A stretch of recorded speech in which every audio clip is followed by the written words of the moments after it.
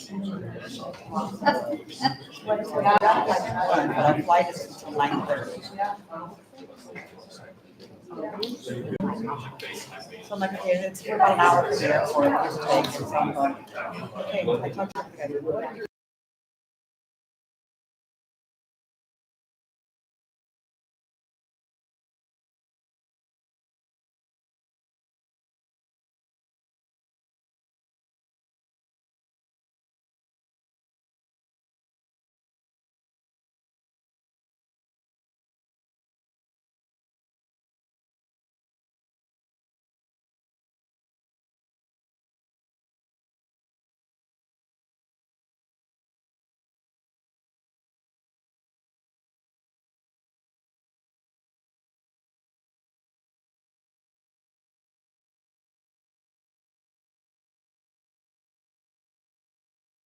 All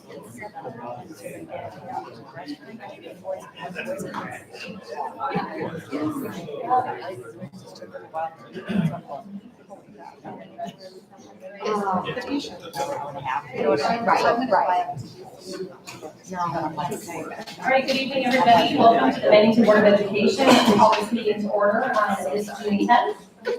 We will begin this evening with the Pledge of Allegiance. I pledge allegiance to the flag of the United States of America and to the republic for which it stands, one nation, under God, indivisible, with liberty and justice for all.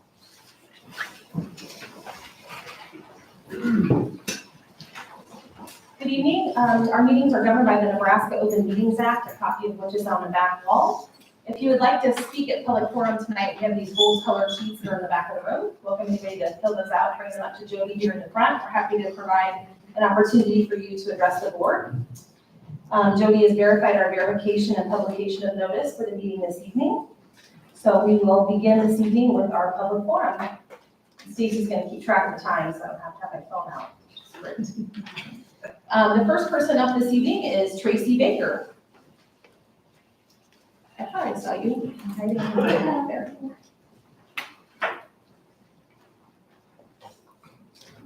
Hi, Tracy Baker.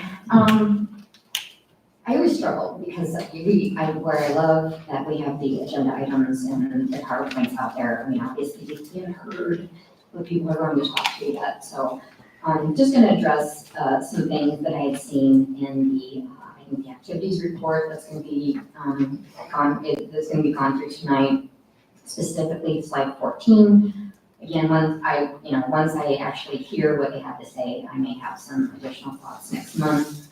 But slide 14 discusses facility hopes and states that we need investment and enhancements, that conference schools have raised the bar in terms of enhancements. And obviously, we're becoming a Class A school with Class B facilities, and then mentions possible management enhancements to include court logos and wall decor. May I politely state we may be becoming a Class A school, but we do not have a Class A budget. I used an analogy during the bond that you can have a family of 5 living on a $500,000 income, and they're certainly not going to live in the same house as a family of 5 that is living on a $100,000 income. When I pulled up the annual financial reports on the NDE's website and using the grand total of all receipts, Bennington ranked 240th out of 243 public schools as far as receipts per student. Yet we ranked number 3 for school levy and 8th for debt per student, and we'd be 3rd had the bond passed. I will send my data analysis later to you guys in an email. These points listed are on the slide are exactly why I had concerns during the spring bond. It seems each school built gets bigger and more lavish. With all this being taxpayer funded, is raising the bar the right thing to do? A family member recently met an individual who helped to build the new Gretna East High School. This individual stated, based on the extravagant dollars spent on this facility, this person will never again vote for a school bond. And again, I can send you guys pictures. I don't know if you've been out there. I mean, Gretna East, you drive by and your mouth drops open, and it just, I don't know, to me, it seems just, if I was a taxpayer, I wouldn't be happy. I was recently at Ron College High School for a baseball tournament. Older facilities, yes, but did it impact the ability for the kids to play ball? Absolutely not. Did it impact the ability for anyone to enjoy the game? No. When I see things like court logos and wall decor, these issue warning bells, and I think, what are we thinking? Will court logos and wall decor change the way all will bounce or enjoyment of the game? Absolutely not. And as the district continues to grow and new buildings will be needed at some point, I respectfully ask that each employee of the district remember need versus want, especially at a time when headlines keep stating the middle class is diminishing, credit card debt is rising, and again, social media is flooded with 20 to 30% valuation increases, and households are cutting back even on basic needs right now. That's Thanks, Tracy. Thanks, Tracy. All right, and next up is Carol Dussel-Cerny. Anybody that showed up late and would like to speak in public forum, these whole sheets are in the back of the room.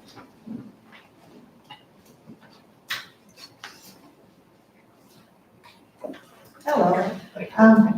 I just wanted to, I kind of, the survey that we did to try and figure out why the bond issue failed has kind of, I don't know, it's been on my mind the last couple of months, and you've heard me talk about it.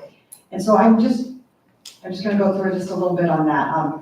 In our most recent survey, we had, it said that 832 people didn't finish it, so I guess I didn't get to read close enough or didn't see it right. Was it an oral thing or was it something they did online? I wasn't sure. But 463 people finished it, and that's 3.87% of our registered voters. That, although it might be statistically sound, that doesn't seem like a great representation. 2,055 people, or 17%, were not eligible to participate because the district didn't have their contact information. So we had way more people who couldn't participate than who actually did. And the cost was, I think it was not going to exceed $9,000. The survey that we did before, the first survey that we had done, where we just put something out on social media, we mailed something to everyone's home and they could go online and complete it, that only cost us $1,384, and we got 2,023 responses. Probably from people who were genuinely interested in, I have an opinion and I want to share it, whether it's for the bond issue or against. I feel like we got a lot more bang for our buck in that. Now, maybe there's no statistical greatness to it, but it seemed like it was a better use of our money. I just think, I guess my thoughts, and this is just my personal one, if we want to find out why the bond issues are failing, it seems like let's find out who's voting no and why they're doing that. Whether that's in in-person small meetings, large meetings, town halls, checking Facebook pages, whatever those things are, let's specifically ask the people who are voting no and find out what they say, because I'm going to guess that they're very willing to tell you what they don't like. And maybe review the ideas that are on some of those social media places. And sometimes people might say, oh, that's way out there. Maybe, maybe not. But maybe there is some brainstorming that could get done that would be an idea that might be beneficial. It might not be, but there's the conversation, I think, and the communication would help.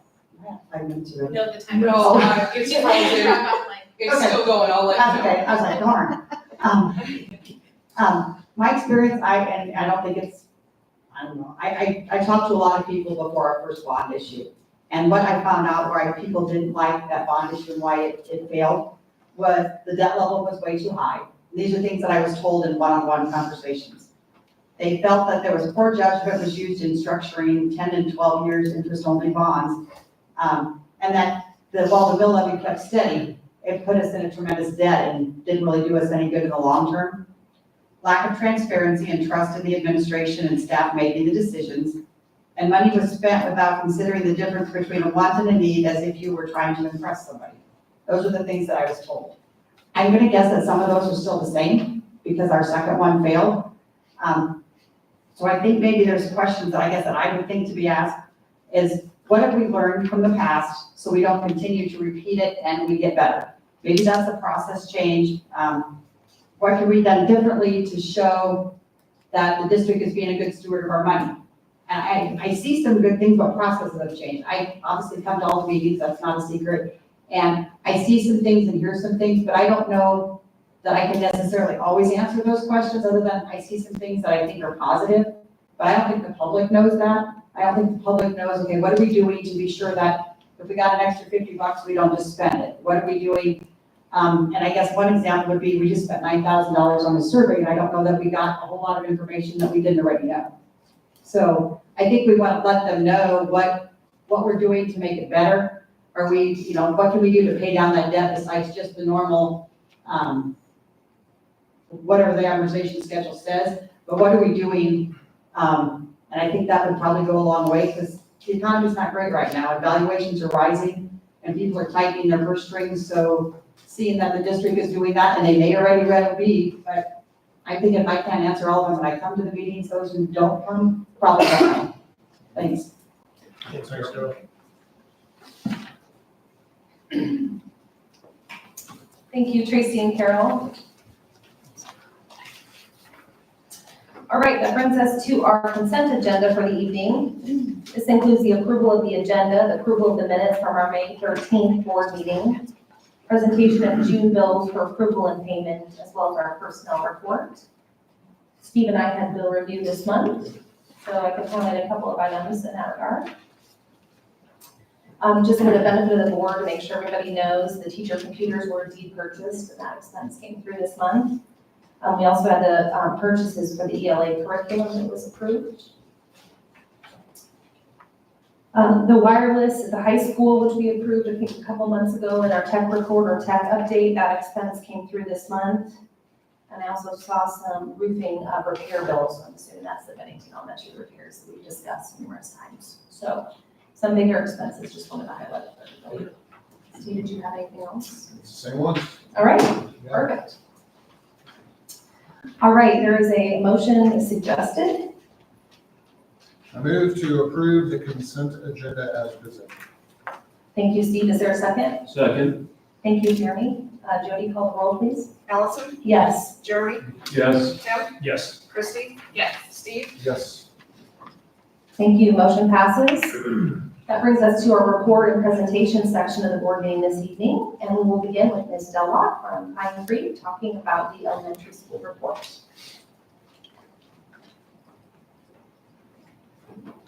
Hello, good evening, Allison Dello from Pine Creek, IUB, update our numbers, and tell you that summer school is going strong. Heritage has a site and Pine Creek has a site. Mr. Andrew Miner is director at Heritage, and I'm the director at Pine Creek. We've had really good participation from students, classroom teachers, paras, and some high school volunteers, and so it's been a really successful experience so far. Any questions? Just looking at that enrollment number for kindergarten at 91, it's a lot. I know you guys have been working to ensure we have enough folks in the right places. Yeah. Thank you Yep, for that. Any other comments? Nope. Jumped out of it. Thank you. Thank you. All right, middle school, Mrs. Rucker from Bennington North.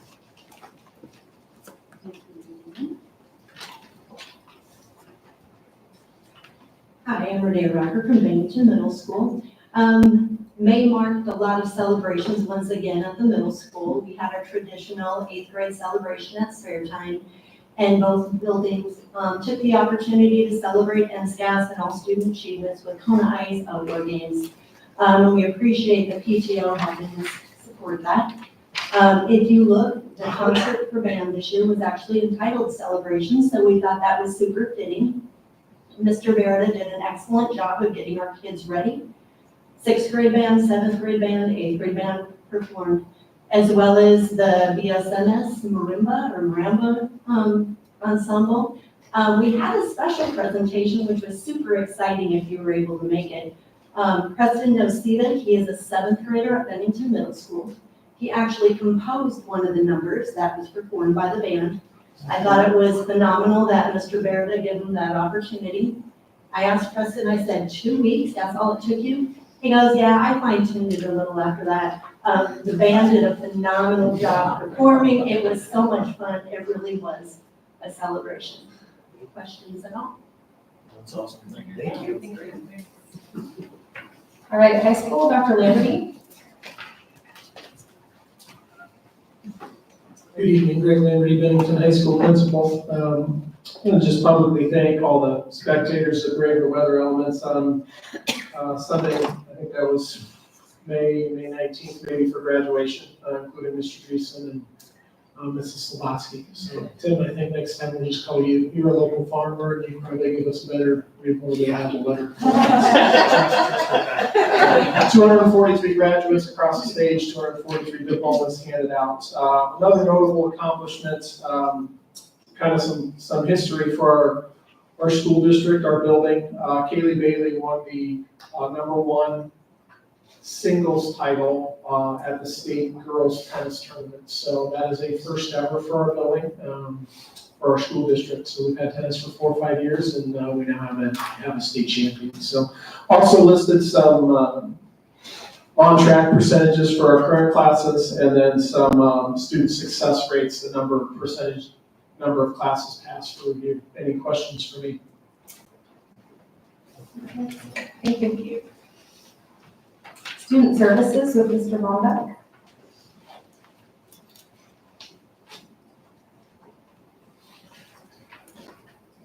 Dan Bonnet, Student Services. My report isn't nearly as exciting as the school report. It's a little more budgetary in mind. So we've got a couple things that we're kind of reporting out on. First is the IDA grant fund. This is special education funds used from federal government sources.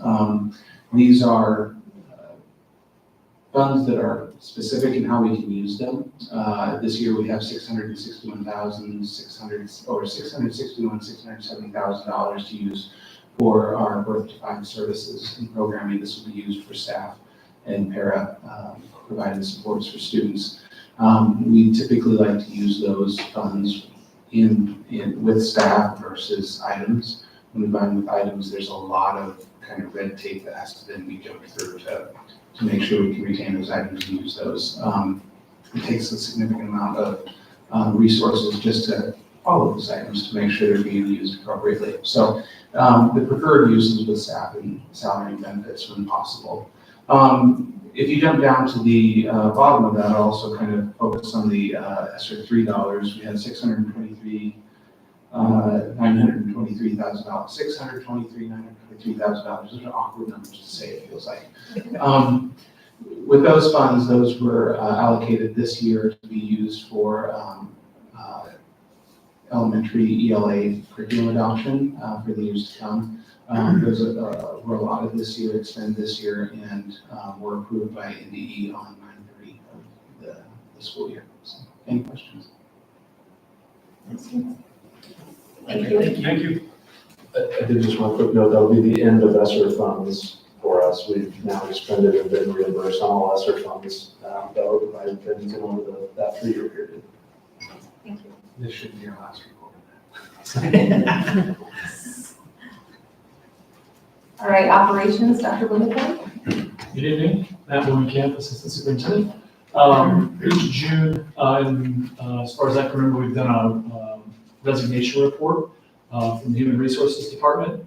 So we'll no different tonight here in June. When we look at this report, you can see that we've had 34 resignations. Stacey, can you scroll down to the next? There you go, right there. We had 34 resignations this year out of 356 certified employees for a 9.55% percentage, down from last year at 10.9 and from 2022, 12.07%. Of those 34 employees, they all had the opportunity to fill out an online exit interview. Provided us information. We've been doing this now for, I think, 4 years.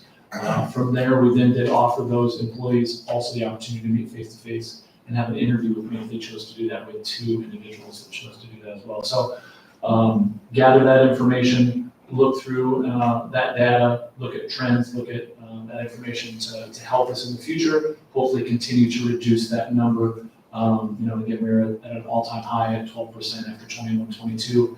I think we understand maybe why that was that case, and we're trying to work back down towards that 6.75% we were at in 2019-20. Did an informal question at a state human resources conference I was at this last week about percentages from schools that are similar in size to us as far as that retention rate or that leading the district rate. It was anywhere from one school was just shy of 7%. to another school that's similar in size to us that was over 18%. So at 9.55%, we're kind of in the middle, and again, trying to work to improve those numbers. So just a quick little bit of information in a schedule that we've had for you in the past year, and Dr. Hawk started to work on that a few years ago, and in the last couple of years, I've been able to take that over. Scrolling down, Stacy, to other information, we chose with classified staff, particularly with cooks, to go a different avenue for the first time ever to try to recruit food service at Bennington. So Mrs. Watson was nice enough. We chose to set up a table during Bennington Days, during the parade, to try to recruit individuals to come and work for us as food service for next year. Had a flyer that we were able to hand out with a QR code, and we did have some people stop by and visit with us. And so we're looking into those hopeful applications that come our way here in the next week or two, and start to look at filling some of those food service positions that we're going to get taken care of for next year. So just a little different way to go about doing this. We're trying to think always outside the box to try to bring in more applications to fill those high need positions. Obviously, you've heard me talk over and over again, food service is an area that we have a lot of concern in now. Questions that I could answer with the reports that I have. Wanted to say I appreciate you going through the process of the exit interview and trying to figure out why folks are leaving. I think that's a huge data point for us to understand how we can make this better. So thank you. I appreciate those individuals that came in. Yeah. I was just curious, the two people who came in, did they fall into the same class of why they had resigned, or did you have different reasons? No, they were within one of those areas, yeah. Okay, yep. Other questions? Thank you. Okay, thank you. Okay, curriculum, Dr. Hoagie. Dee Hoagie, Assistant Superintendent for CIA. And the beginning of my report talks a lot about summer school and the different levels and what's going on in each of the buildings, what we've got going. But always in June, I try to recap absenteeism for you. And so down toward the bottom of page 1 talks about summary for you of excessive absenteeism. That's defined as 10% of the days in school. And so we had 3 snow days out of our 176 days, so 173 days on our calendar, so just 17 days of school. If you miss that, then you're at 10%, and the state considers you excessively absent.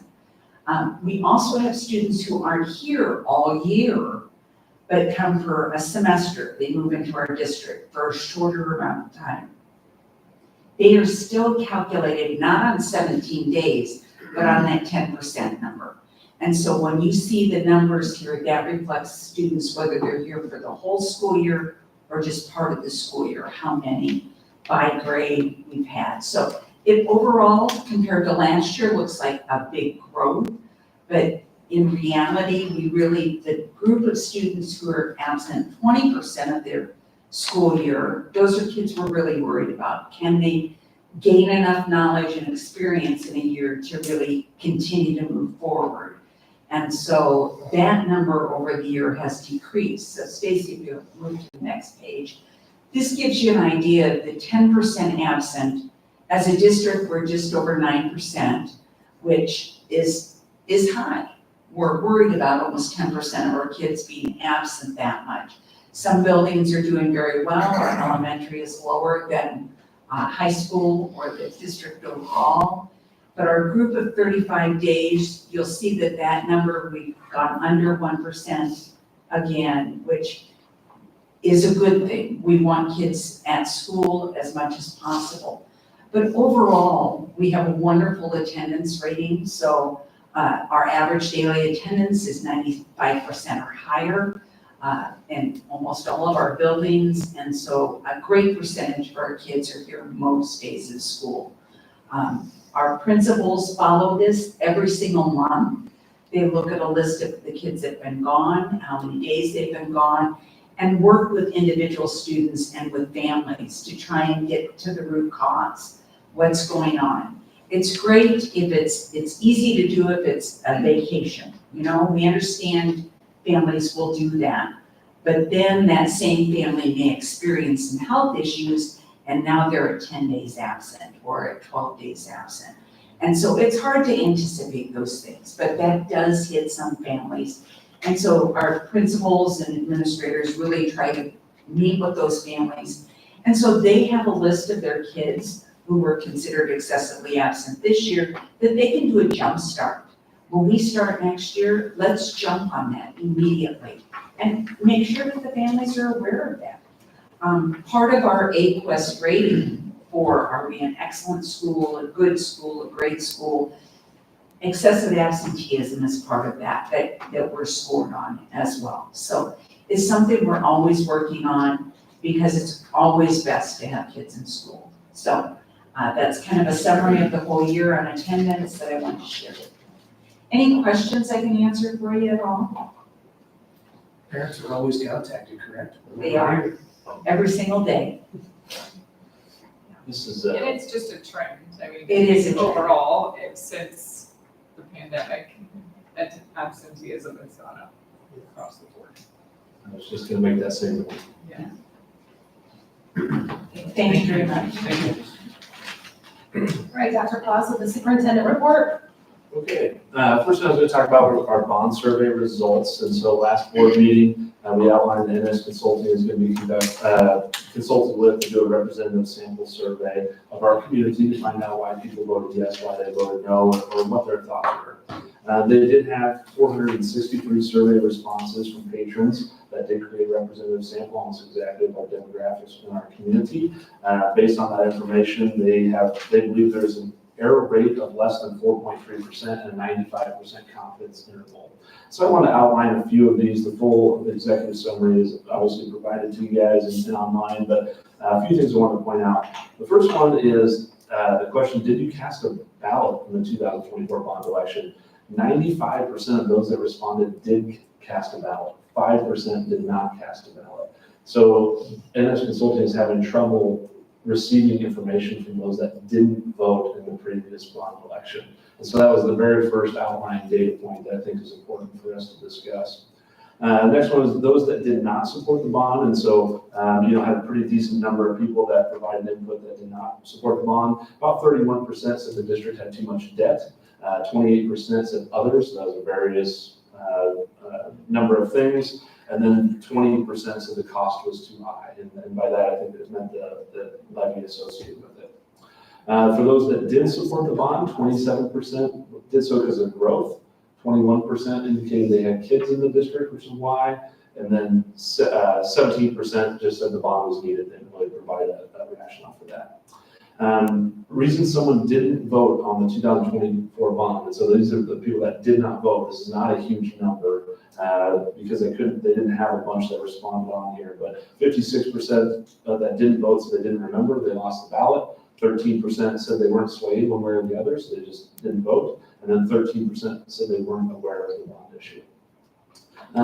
As far as the aspects of the bond that people did not like, the impact on district debt was the leading number at 37%. The proposed tax increase was 24%, and then 18% was the others, and that was a group of them. When asked how could it have been improved, the leading one was improved communication to ensure all stakeholders are well informed. I think that's interesting. It came from those that voted yes and those that voted no. They both believe that improved communication was important. Finding a way to reduce the levy impact was just below that at 25%, and then at 12% was reduce the overall cost of the project. Interestingly, again, we asked the question, do you support the construction of the second high school to accommodate the growth? 71% were strongly or somewhat in support, 12% neutral, and 17% opposed on that one. Followed by, if the bond issue is held today, would you vote for or against it based on different levy impacts? And so first we asked that 5 cents. And again, this is a representative sample, and so it wouldn't come out with the same rates as it would by those that just voted, because we have that extra 5% in there as well. But at 5%, 59% said they were for, 24 against, 17 unsure. At 3 cents, 66% said they were for, 21 against, 12 unsure. If the levy increased 1 cent, 72% said for, 19% against, 90% unsure. And if there was no levy increase, 82% for, 9% against, and 9% unsure. And so we worked our way through these, a little bit of the Building and Finance Committee, and I don't mean to jump ahead to where you guys' report is, but first thing that the Building and Finance Committee asked us to review the options in the survey to hear for those that didn't vote. We have 12,000 voters within our community. We had 6,200 people that voted on the 24 bond issue. We have 5,800 people that didn't register and vote on it, and not many, as far as a percentage, actually responded to this survey. And so that was the first thing that the Building and Finance Committee asked us, can we find a way to hear from those that didn't vote? We want to make sure that we're meeting the needs of everybody in our community, not just those that voted as well. And, part of that was, just discussion on not rushing this as well. Obviously, this bond issue has failed twice now. And so hearing from those that voted yes and those that voted no, and those that haven't decided to engage in the process is going to be really important. And so just continuing down that path to hear more from everybody. Second thing that guidance has provided, just looking more into the debt management strategies and the levy reduction options. It's pretty clear in there that our patrons are concerned about the level of debt within the district. They're also concerned about the high taxes that we have. And so having been here a year now, going back in, doing another look into it, figuring out what options we have both on the debt management side and the levy reduction side, just to see if there are any potential options to continue to do better on both of those fronts. Something I think that is really interesting is this is this third survey. There was one in 22. There was the survey sent out via the postcards as well, and then this one. Each one has shown 70 to 80% of our community support the construction of a second high school. But obviously the voting results have not been that. So we've got 70 to 80% of our people that say they support it. We have 33% that said they were for it. We had 49% that they were for it. The plan wasn't right. But there is still that same statistical number over and over again with a high amount saying that they support it, but they have not supported those particular plans. And so again, I just don't know that we want to rush this. I think we want to make sure that we know what our patrons are expecting and continue to craft a plan that might gain support if we choose to go that way. But really a measure twice, a couple months approach moving forward.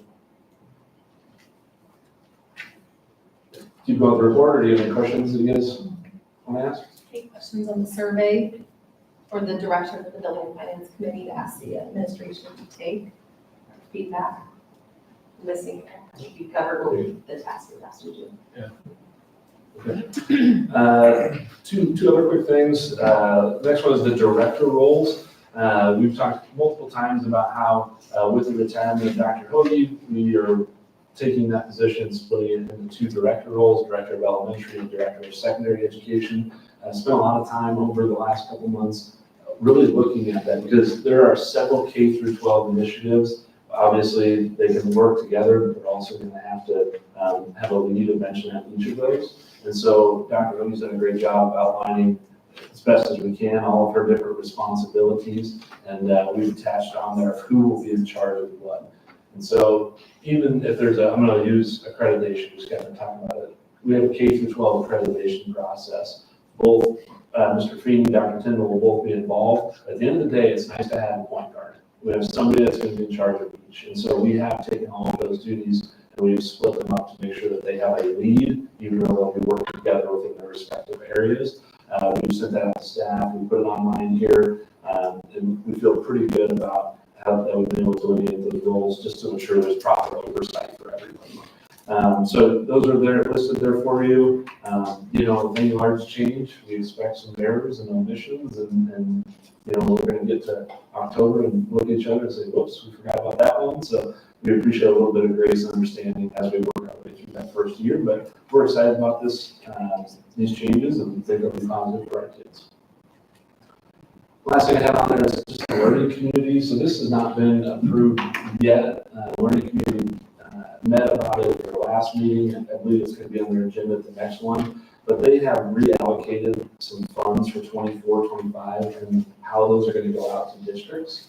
And so as of this moment, I think, and this is not finalized yet, I believe that they're going to provide allocations directly to districts based on the number of disadvantaged students they have within their school systems.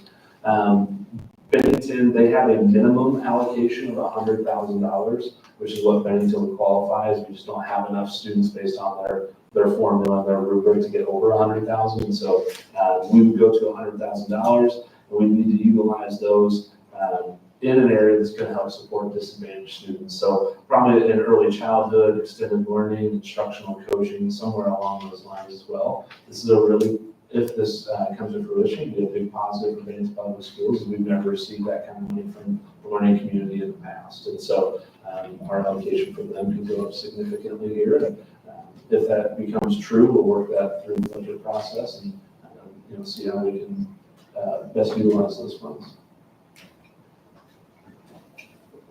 Any questions?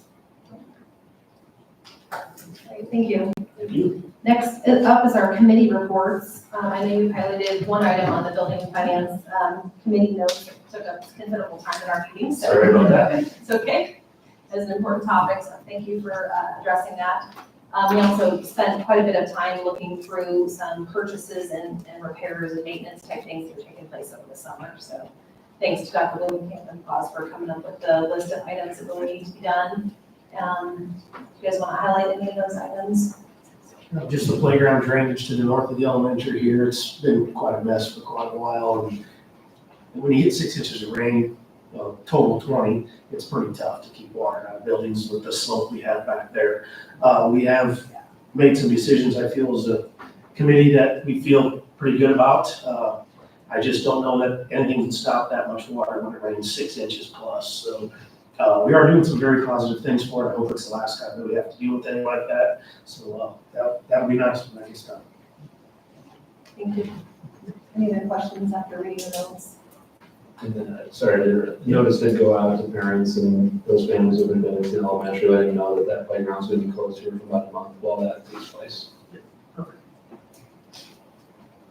Either Christie, you guys have anything for us? No report. Okay. Next up is the curriculum committee. I know you guys met before this meeting. Do you guys want to, or prior, do you have any notes or any commentary for us? We'll have those for next month. Okay. All right, that leaves us with the policy committee. And we had a hefty meeting just with all the policy changes from the Nebraska legislative session. So we will get to all of those later in the agenda on action items. Actually, it's first reading on most of these, but we'll have discussion time at that point. Everybody's okay with that? Since it's this agenda item. Okay, that brings us to our coordinator report. And that is Mr. Edens. And he's going to talk about our facilities. So I'm hiding in the back there.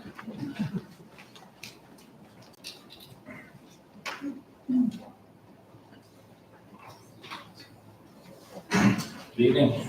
Jeremy Edens, coordinator of facilities and transportation.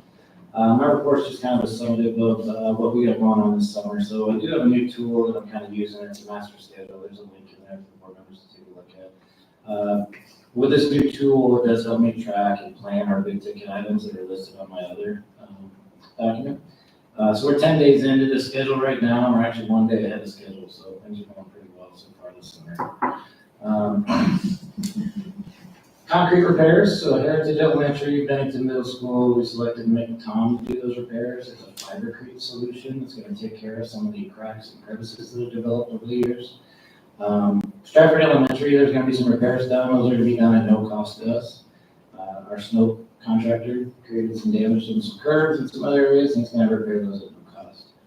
Our parking lot restriping is actually going to be done this year by 2 different vendors. I got separate bids for every single school and selected the lowest bid between the two amongst those vendors.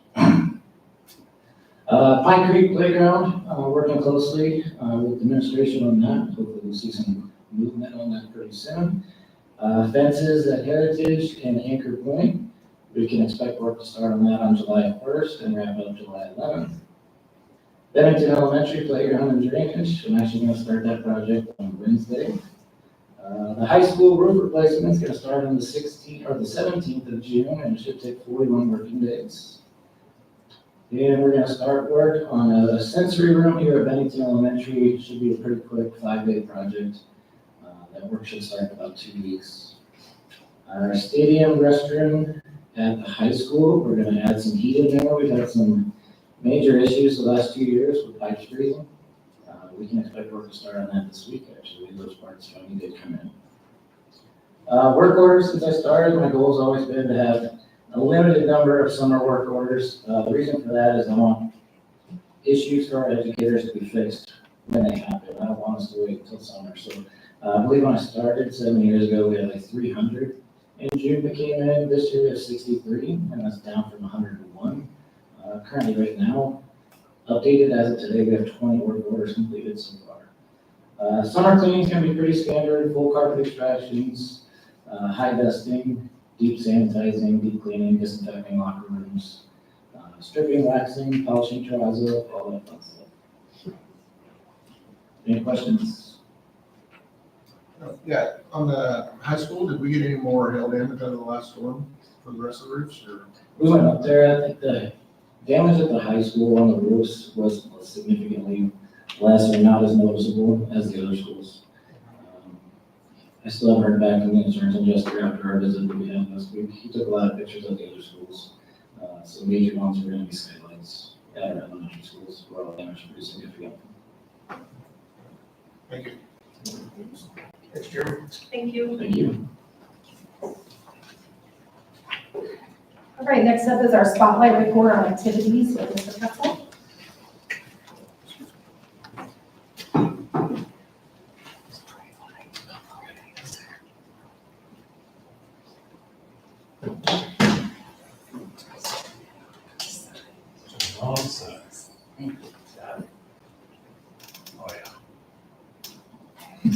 Good evening. Chris Kessel, Activities Director at Bennington High School. Very happy to be here tonight to share the year that was in high school activities. Notably successful year in a lot of ways, and lots of opportunities moving forward to continue that success. So very happy to be here tonight to present to you. Participation rates did go up this year. 3/4 of our students did participate in athletics or an activity. I think the reason for the increase, I think, is twofold. Our freshman participation was higher. That's a pretty astounding number of our freshmen that participate in at least one club, one activity, one sport, which we really like to see. When you look at studies in high school and what have you, if you get off to a good start as a ninth grader, you're far more likely to be successful and graduate, which is the ultimate goal. So I think that's one reason you see those increased numbers there of 76%. I think another reason is that there were some clubs that reported in terms of attendance or membership on a pretty ad hoc basis. We formalized that. So we have some students that maybe weren't counted in the past that were counted this year. I did include some information for the board on specific programs. You can see in the parentheses, those are what those numbers would have been last year. So you can kind of see and compare year to year. The ones that don't have that, again, were ones that we asked to track this year that maybe we hadn't in the past. In terms of accomplishments, we start with academics. That's the most important piece to us. Again, we are trying to graduate. We think that the activities program is part of that process. I'd argue that the kids involved in our activities program generally score higher on standardized tests, generally have better academic scores. And that's the reason why I'd argue for a robust activities program, and I would defend it. You can see a couple of our great academic accomplishments. 243 academic all-EMC performers. Those are students that have a 3.5 or higher and are in 11th and 12th grade across the fall, winter, and spring seasons. And a pretty phenomenal number. Obviously, there's some in there that could be repeats if they're involved in different things, but that's a pretty phenomenal number. 43 academic all-state performers this year, 3.7 or higher, 11th and 12th graders, and coaches can only pick 2. So we had 43 of those students in our events, and pretty phenomenal there. And again, I just argue that the activities program enhances the overall program of the school and the mission of the school to try to provide an outstanding learning environment and graduate students. In competition, we know the score matters, and it's important to see the results of our work. 3 state championships this year. Cheer repeated as state champion, and they added one on. So football, and obviously the football team won their third straight state championship. Dance was runner-up in pom. We had third place in boys wrestling and speech, which incidentally is one of our first programs that's gone Class A because of socks, and so they finished third place this year. Talented group. We made the state semis in volleyball, girls and boys soccer. 10 teams qualified for state championship competition. We finished fourth in the Class B Cup again, so that's across boys and girls sports. The NSAA will take a composite number based on your results. If you make it to the state semis, there's a point value assigned to that. They added up. We were fourth in Class B. That was the second year in a row. We were fourth. I believe the year before we were third. 12 district championships this year out of 17 possible, if my math is correct. So you can see what those were there. Some other accomplishments: 8 state speech qualifiers in 3 events, 12 all-state choir, band, orchestra members, 15 all-state first team sports honorees, 5 individual state champions. We have 2 wrestlers that will be competing for to be 4-time state champions next year. And among the largest unified bowling and unified track teams in the state, get great participation in those sports. And we had the first ever Bennington, Nebraska Gatorade Player of the Year and Greater Omaha Sports Committee Scholar Athlete of the Year in the month. In terms of moving forward, priorities for our department, things that we look at, as we do grow, trying to maximize opportunities while not sacrificing competitiveness. We have lots of kids that want to participate, which is awesome, but that creates challenges when they're chasing too few positions. And so trying to make sure that we put coaches in positions where they can be successful too. If you tell a coach, hey, you have to take every single one of these students, but you don't have a team for them to play on, or you don't have teams for them to play against, that's not setting the coach up for success. So cuts across many programs are possible. We've kind of reached, I think, the tipping point with providing as much possible opportunity in terms of adding sports programs and teams. For instance, in boys basketball, we have 5 teams. There are no schools I know of that have 6, right? So adding another team just isn't feasible.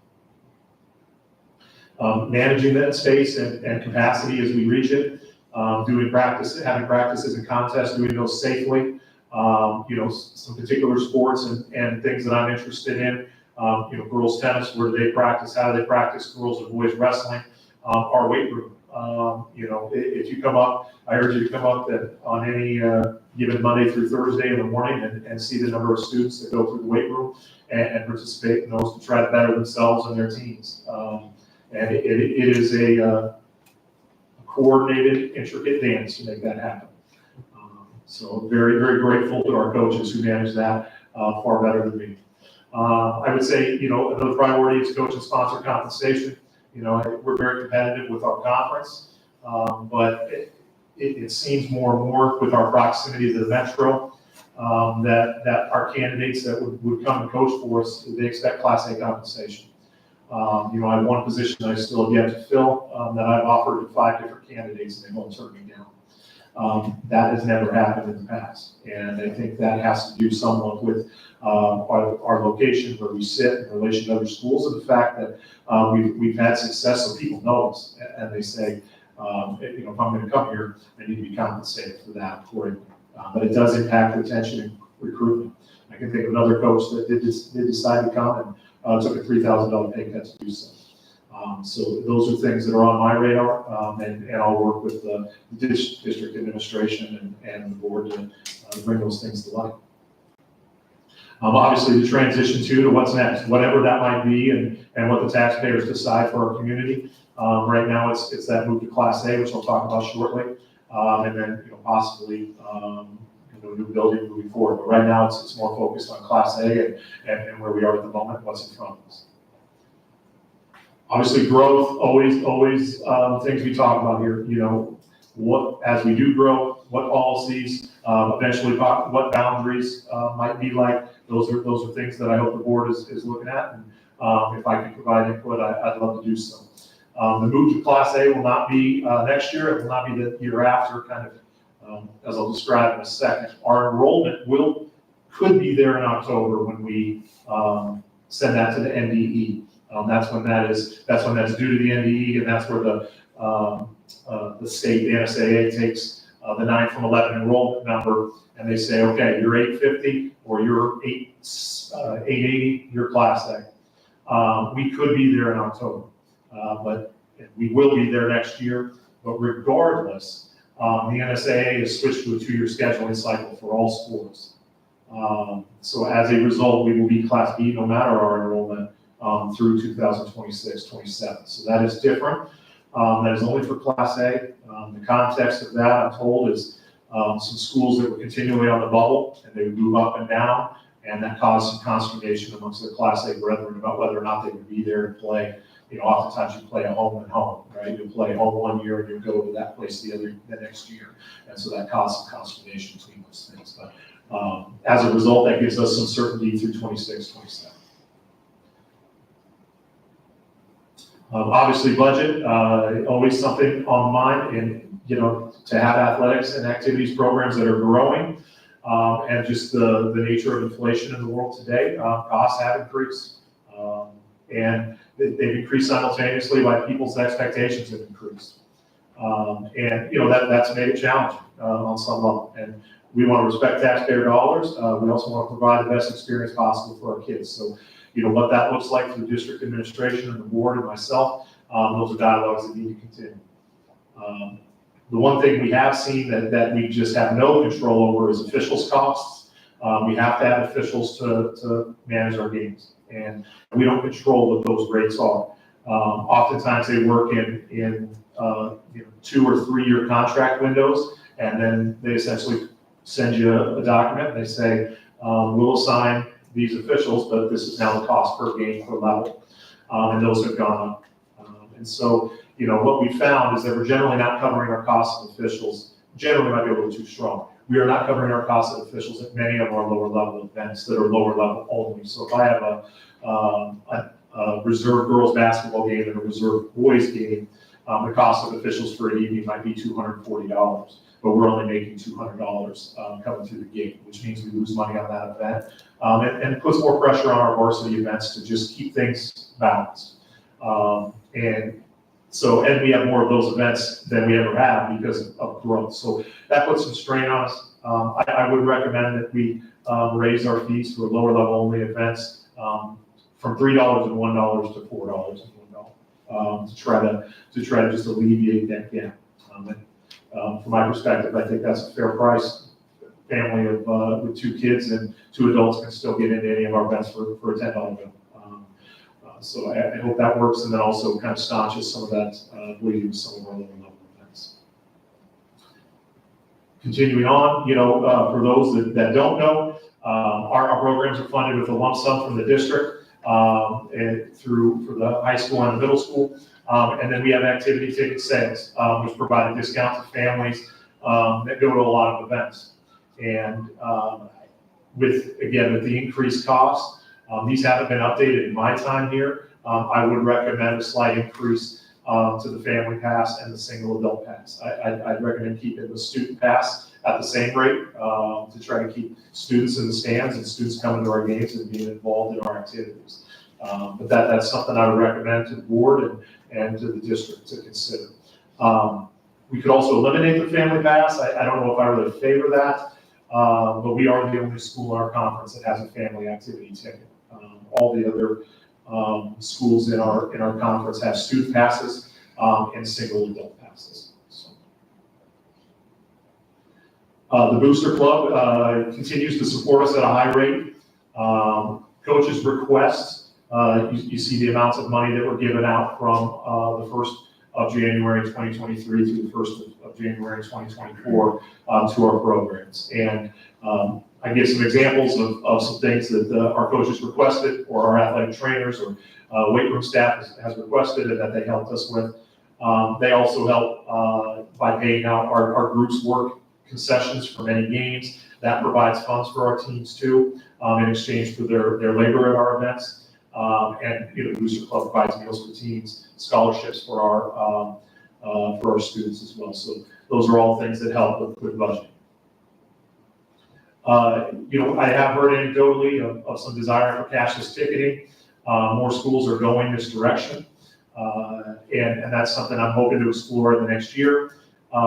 Even these, you see the schools in our conference that do have cashless ticketing. I would say I had an EMC AD meeting late last week, and that list needs to be adjusted.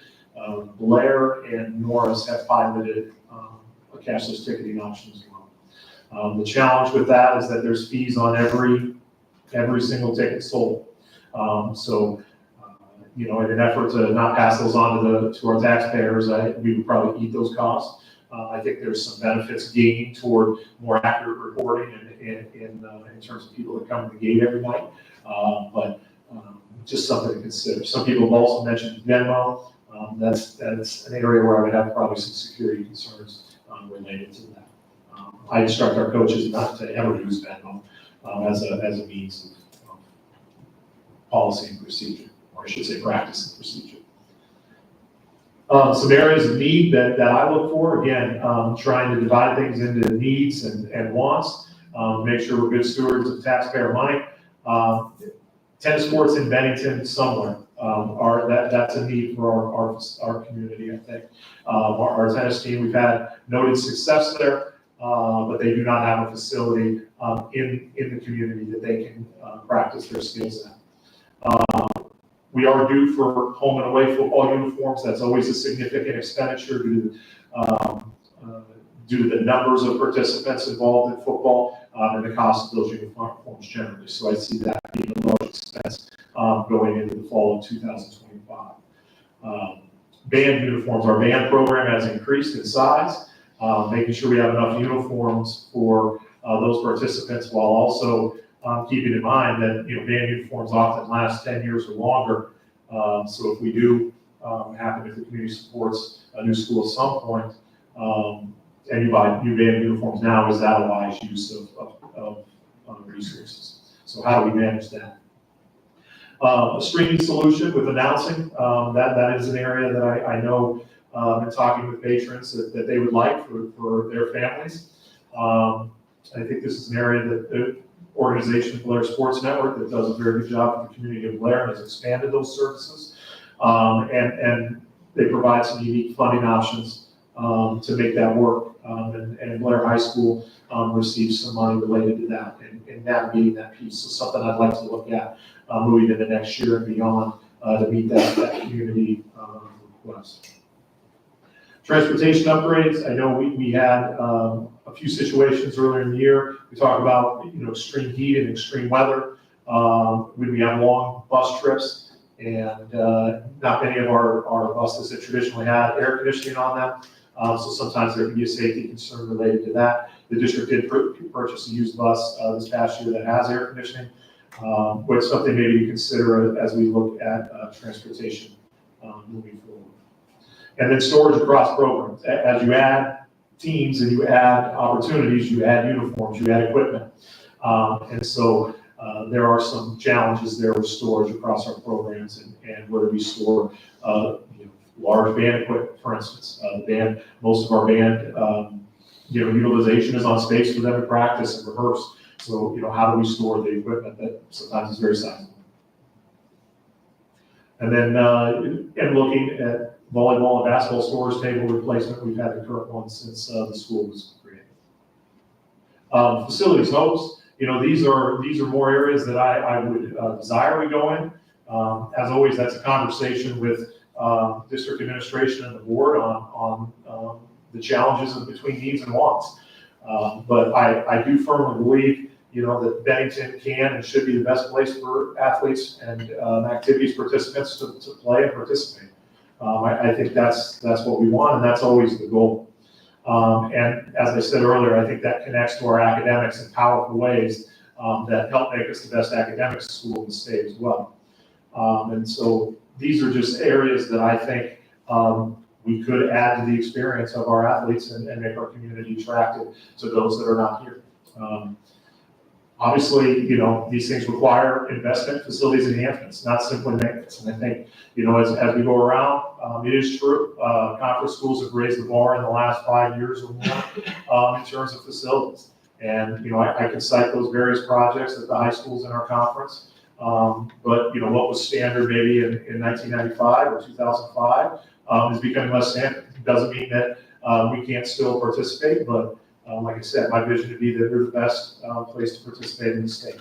And to the extent that we can do that with scarce resources, I'd like to try. And again, as we do go to a Class A school, Class B facilities, there are areas, whether it's volume in the weight room, how many people can fit in there? How many opportunities can we provide? Given the facilities reality with the number of students that we have in those spaces. So again, possible enhancements for consideration that I would suggest we look at. We haven't updated the wall mural and the time that Bennington High School's got. Doesn't have to happen, but I would suggest it. Completion of the stadium renovation plans that has been proposed. We struggle with large events to provide seating for all spectators. So those are areas I would suggest we look at. Turf infields for softball and baseball are becoming more the norm, whether it's safety because of consistent play, or whether it's making sure we get as many games in as possible. Many of our schools in our conference have moved in that direction. And I think to the facilities hopes and, I call them dreams if you wish. I do think we do have some history in our community of, maybe some things that we thought were hopes, they turned out to be needs. And sometimes we're reminded of that too. So something to keep in mind. And something I hear from lots of people is the stadium scoreboard replacement as well. Again, all things that have a cost have to be weighed in terms of positives and negatives versus other things. And, I know that's a zero-sum thing. Completed tasks that I appreciate the board and the those on the building committees that work through these. These are some completed tasks in the last year to try to keep our facilities top notch. So the track was resurfaced in summer 2023 with previously approved bond funds. New pole vault, high jump pits. They look like cushions, but they are needed and they are expensive. Stadium sound system upgrade. I think that was something that was noticed at graduation and something that was noticed at our events when it was done in fall 2023. We did. There is turf fields are measured on something called a GMAX rating for safety. And I had that evaluation done, I believe in the fall of 2022.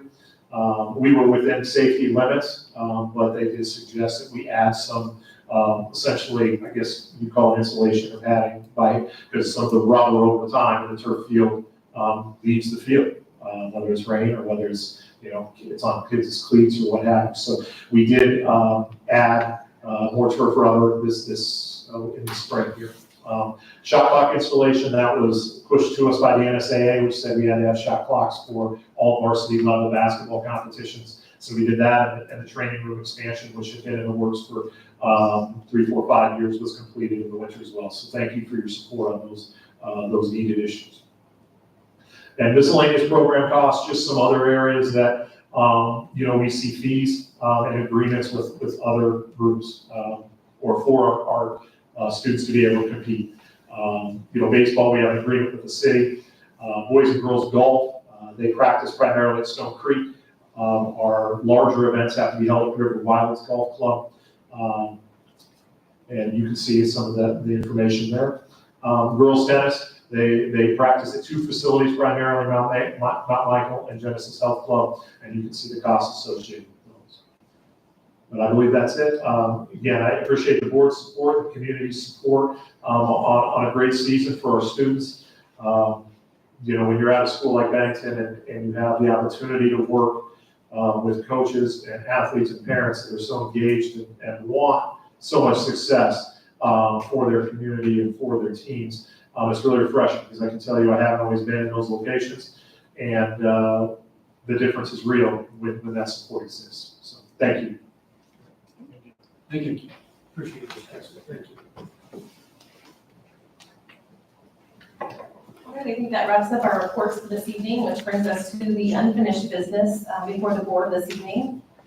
The first item for us to discuss is something we talked about at our last board meeting, but discuss, consider, and take action on our preschool, elementary, middle school, and high school handbooks. And I appreciate the detail we discussed this at a prior meeting, so maybe a short summary or if you want to highlight a couple of items, would be great. Yeah, that's okay. I'll just go over a few of them, just things that you may hear about in the future, make sure we're all on the same page. First thing is the preschool handbook is almost completely rewritten and somewhere closely aligns with our elementary handbook and our current practices. So that's basically a total rewrite.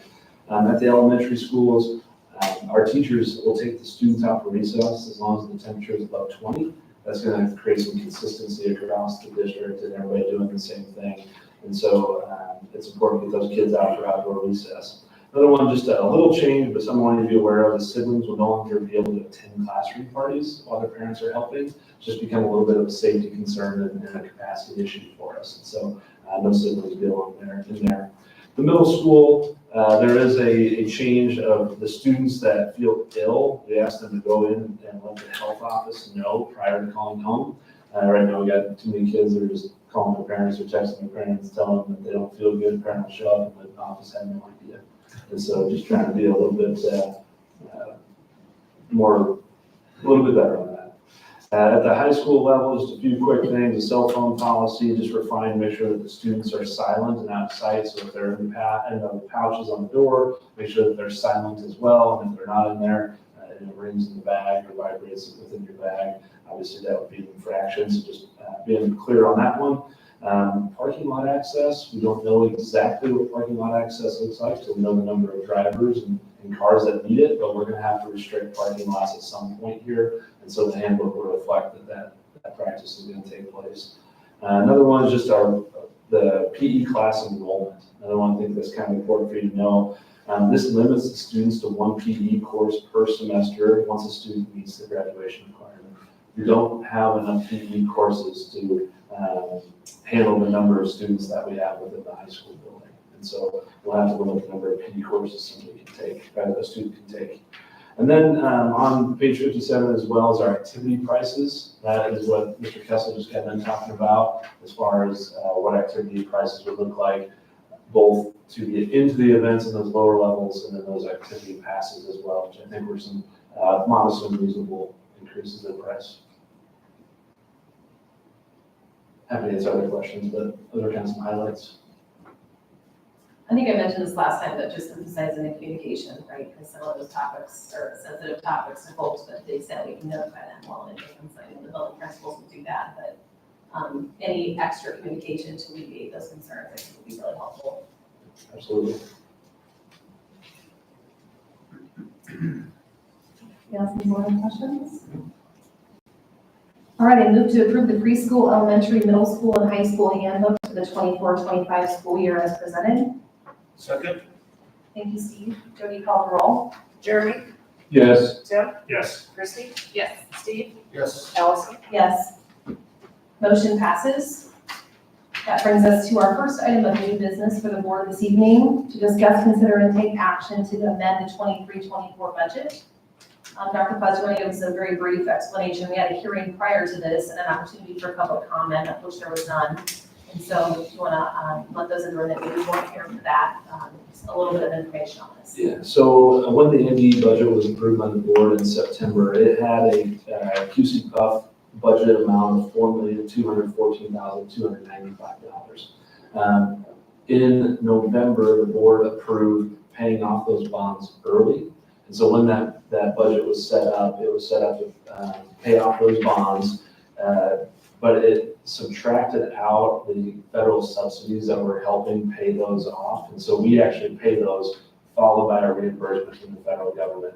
And so our actual expenditures were $4,320,141. And so we went over the NDE budget amount by $105,846. All of that was reimbursed, or will be reimbursed by the federal government. Didn't realize it was paid on the front end and then reimbursed on the back end. I thought it was a credit off of the initial number.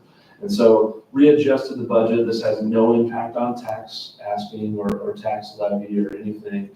This could have been done on the front end if we would have known, but we didn't realize that had to be paid on the front end. So the proposed amended NDE budget for the QC Puff is $4,350,141, which would give you allow us $30,000 left within that account as well.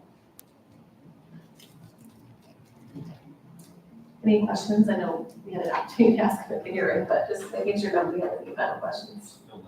Okay, I move to approve the 23-24 budget as amended to include changes in the spending authority for the qualified capital purpose undertaking fund. Is there a second? Second. Thank you, Tim. Jody, call the roll. Jeremy? Yes. Tim? Yes. Christie? Yes. Steve? Yes. Allison? Yes. Motion passes. Next item of new business is for us to discuss and consider the first reading to revise policies. We have a large number of policies this evening, so just a heads up for the board. I know we tried to tell you there was a lot of prep work for this particular meeting, a lot of changes from the state legislative action this year.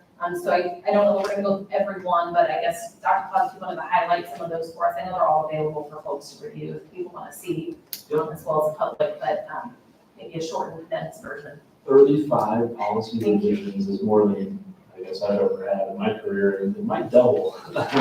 It was just a lot, and most of these, I shouldn't say most, about half of them were state mandated between legislative updates. There was a handful-ish that were optional policies that were brought forward based on different items, and then there was a lot of updates of just language that we'll go over as well. So I just want to highlight a few of those that might be a little more interesting, I guess. The first one is 204.12, which is public comment. LB 43 changed this year to ensure that there's public comment at every meeting of the board. So as of right now, we have public comment at regular meetings, maybe a special meeting depending on what the topic is. But if we had a work retreat or a board retreat or something like that, we would not typically have had public comment. There will now be mandated public comment anytime the board gets together. And so that was a change in there. Policy 40208, which is employee travel compensation. I just want to follow up, make sure we're on the same page on this one. In January, you guys approved the compensation rate for employee travel, which has been forever the NDE mileage reimbursement rate, which comes from the federal government. That's been approved year over year over year. Has been standard practice as it is in most places. And so I asked in that meeting, can we just put that in the policy that it's going to be that rate instead of a reapproving each year, to which everybody thought that might be a good idea and help in the long term for our time. So the employee travel compensation rate for mileage will be the NDE approved rate moving forward. Next one is the certified employee professional development. Worked with the governor's office throughout the course of the fall on trying to look at different state statutes that had mandates that caused extra time. We might be able to make them a little bit easier. One thing that came out of that was there were several different trainings that our staff are required to have each year, and there were several of them that had like a time commitment on there. And so I'm going to use suicide awareness. The suicide awareness training had to be 60 minutes. And there were some others that had to be a certain amount of time. Transportation, that was 2 hours. And so one thing that came out of LB 1329 was to change those training requirements to be a board-approved amount of time. And so locally, if we want that hour to be 6 hours, we can do that. If we want that hour to be 30 minutes, we can do that, or we can do it as needed. And so this would change within our policy. I'll actually be bringing a proposal to you or a resolution to you next month, asking for the amount of times on each of the trainings. That way it would be board approved moving forward. Next one is an interesting one. That's 50202, the non-resident students option enrollment. We had LB 1329 change the option enrollment laws, and this would impact us maybe on kind of a different way. It has always been that a student can option one time in their educational career. So if you optioned as a kindergartner, let's say that you live in Bennington, you optioned in Blair as a kindergartner, you're done with options for the rest of your educational career. You can now go to Blair, or you come back to Bennington, or you can't go to Arlington. Like it is, that's the way it was. It has now changed with 1329 that you have one option in elementary, one in middle school, and one in high school. And so, Bennington has been closed to options for several years just due to capacity, and I don't see that probably changing in the short term. It would provide more options for students that were wanting to option out of Bennington, how they might do so to several different places as opposed to just one. And so that change within our policy, although it won't probably have a humongous impact on us. Another one is 50304, which is addressing barriers to attendance.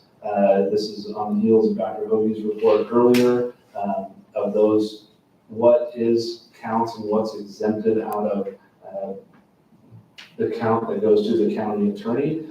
Previously, you'd be exempted if you had a physical illness.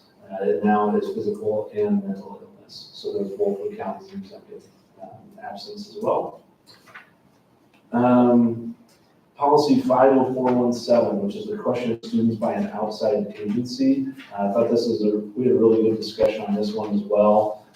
Just changed what the expectations were for if the police want to come in and question a student or a student is going to be removed from the school and ensure we're on the same page. One significant change that it now says it will be a school-related crime. And so if there was wanting to get an investigation based on something that didn't happen within the school, that it's not a school-related crime, so they have to do that at a different time. Then we added information on expectations for documentation as well when that takes place. So that was a good one, an interesting one, I should say. 61102 is the promotion and retention for students.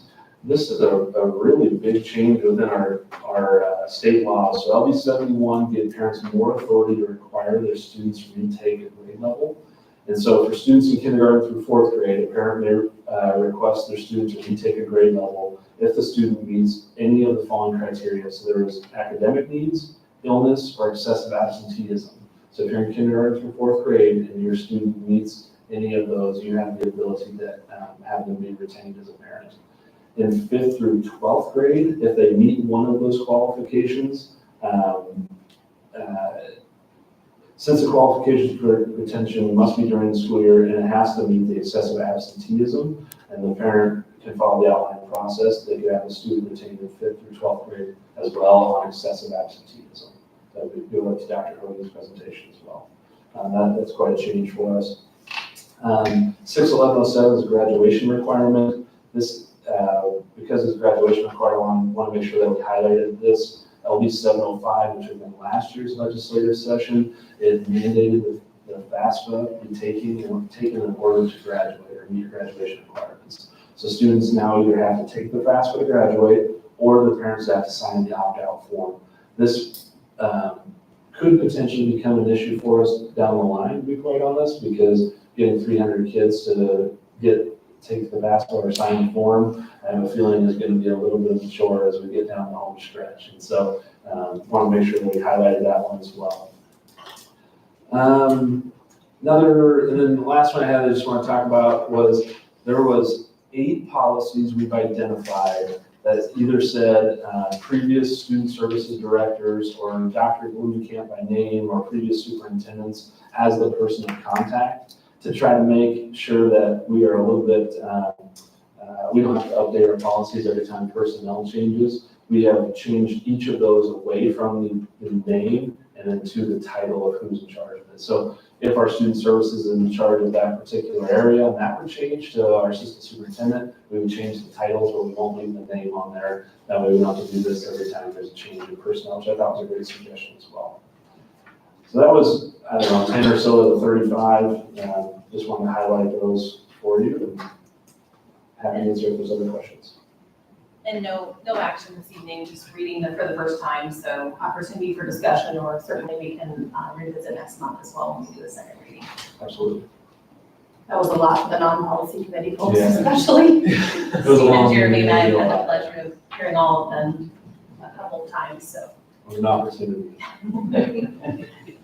Anybody have any other feedback?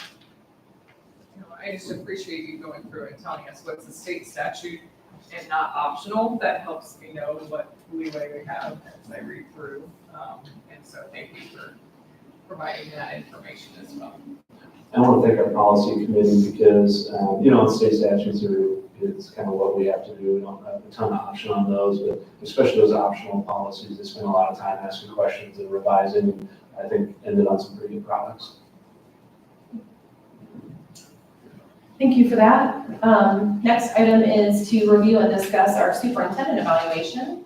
So this is coming up here on Dr. Plaza's 1 year of employment with the district. And so as part of Nebraska law and our policy, we are required to review him at least twice during the first year, which we have done, once in December and once in May. So just wanted to discuss that for a minute this evening in public so that the folks in the community understand what the board's feedback was to the superintendent. So every board member did complete a superintendent evaluation and turned those into me. I've summarized the data and provided all of the reports individually to Dr. Claus, so he has input from each board member. So thank all of you for doing that and taking the time to provide feedback. And as I've said, this is not the only time to provide feedback. I think I've made that very clear that I want folks on the board to communicate with Dr. Claus as the time passes. If you have concerns or feedback in general, please do so contemporaneously, so we're not just waiting until the end of the year to do that as we approach your second year of employment. We'll only do this once a year, and that's certainly not fair to him if we don't provide prompt feedback. So we have shared those with the superintendent, and I've met with him, and the board has prepared a statement to be read with respect to his evaluation. So the board is required under Nebraska statute 79-828 and board policy 30205 and under his contract to formally evaluate the superintendent's performance at least annually and twice in the first year of employment with the district. All 6 board members provided an evaluation of the superintendent's performance from December of 23 through May of 24, representing a second evaluation of the superintendent in his first year. The board will perform its next formal evaluation of the superintendent in December and continuing annually thereafter. The superintendent and the board president reviewed the feedback from the last 6 months and noted areas of both strength and opportunity. The superintendent's performance evaluation reflects 6 priority areas, including board relations, community relations, staff and personnel relations, educational leadership, business and finance, and personal qualities. Board members agreed that the superintendent demonstrates strong performance in the following areas. The superintendent is an exceptional communicator, ensuring the board is well informed, as well as district-wide and community patrons. The board recognizes the superintendent's business finance knowledge and legislative expertise, where the superintendent consistently leverages strong analytical and organizational skills. Particular strength was noted in the superintendent's interpersonal skills and his focus on positive district-wide culture and collaboration with the community. The board is grateful for the superintendent's engagement in the community, devoting considerable time building connections with students, parents, and community members. The board expressed opportunity for growth in managing the complex, high-volume workload to prevent short-term burnout. The board encouraged the superintendent to continue to advise the board of resource and facility needs to ensure our district is set up for success long-term. Finally, feedback was provided to focus on improvement of reading scores. In conclusion, the board is grateful for the superintendent's tireless efforts over the last year. Any other feedback? You guys summarized it for everybody. Good job. Yes, thank you very much. I just want to quickly thank you guys for everything throughout the course of the first year, just the grace and understanding as I was trying to learn a new district and a new community. And I just appreciate how supportive the board has been. I appreciate how well that everybody worked together throughout the last year. A highly functioning board is so important for our students within our community and our community in general. So I just want to say thank you for all the tireless work that the board's put in. And feels like it's been a good year of working together and problem solving and figuring out how to improve each day. So thank you. That was just a discussion item, so there's no action. So we can move to the next item, which is to discuss, consider, and take action on the superintendent contract. So up for approval this evening is the superintendent's new contract for the 24-25, 25-26, and 26-27 years. That will be a 3-year agreement this time. It was posted in conjunction with the Superintendent Pay Transparency Act for folks to review. But I would say to highlight is extension of the contract for 3 years, as well as a salary increase of 4%. And we are grateful for all your efforts, so thank you for that. Is there any other discussion on the contract itself? Otherwise, it was pretty consistent. Okay, I move that we approve the superintendent contract with Dr. Aaron Laws for the 24-25 through 26-27 school year as presented. Second. Good. Second. Second by Steve. All right, Jody, call the roll. Jeremy, Yes. Tim, Yes. Christie, Yes. Steve, Yes. Allison. Yes. Motion passes. And then the last item this evening is executive session to discuss some pending litigation. For folks in the room, we do not anticipate action following our executive or closed session. And there is a motion to move us into executive session. I move that we enter into closed session for the purpose of holding a strategy session regarding pending litigation as an executive session is clearly necessary for the protection of the public interest. Second. Thank you, Tim and Jeremy. Jody, call the roll. Christie. Yes. Steve, Yes. Allison, Yes. Jeremy, Yes. Tim. Yes. Motion passes, and we will go into closed session at 7:25. Thank you.